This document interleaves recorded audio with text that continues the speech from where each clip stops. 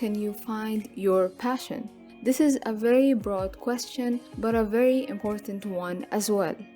It's a question that takes so long to find an answer to. I know that it took me ages to find my passion, years and years of jumping from one thing to another, from wanting to be a football player to aiming for engineering, even though I hated anything that had to do with math and numbers. But I wanted to find my passion so bad that I made this whole thing up and I believed it. I made up the story of me always wanting to be an engineer.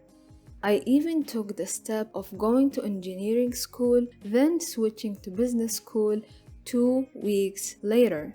Yes, I was a mess.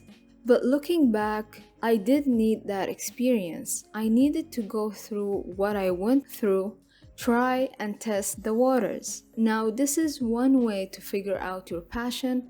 It's a very exhausting way, but fun. This gets me to the first point I am going to discuss for today, which is trying new things. To find your passion, try many other passions until you find yours. Try anything, even if it doesn't look appealing from afar. You'll be surprised where you might find your passion. Maybe you'll be doing telemarketing on the side while being in college, then you find out that you are passionate about marketing. What I'm trying to say is that we never know what life might throw at us.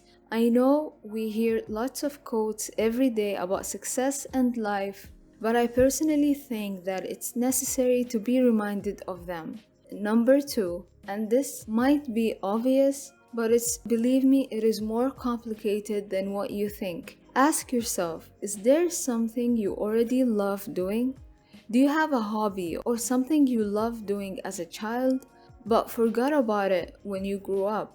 Try to go back and remember these small hidden details from your childhood. Whether it's playing video games, collecting something, cooking, creating, or building, there is probably a way you could do it for a living.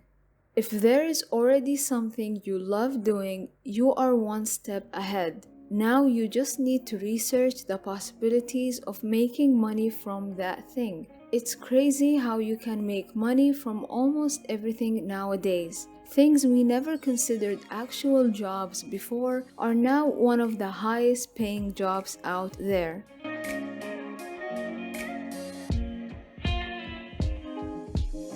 Number 3. You can be passionate about more than one thing. Keep in mind that you can be passionate about more than one thing. It doesn't have to be your solely and only interest. If you have more than one skill, that doesn't take away from the first skill. It doesn't make you less capable. This is one of the reasons why we feel pressured to find our passion, when it doesn't have to be that way. You can be passionate about poetry and business, music and cooking. There are no limits.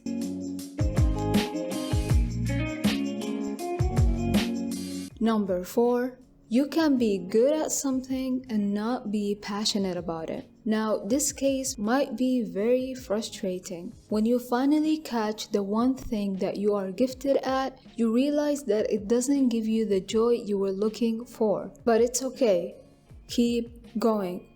You'll find what you need one day. Now, the next point is related to the previous one, but completely the opposite. You can be passionate about something and not be good at it. One of the things that might hold people down, questioning their choice, but the answer to this dilemma is very simple. Keep going. This might come as a surprise, but it's usually the passionate people who succeed at what they love, not the people who are naturally gifted. Keep doing what you love for as long as you can, and you will be rewarded every day for that.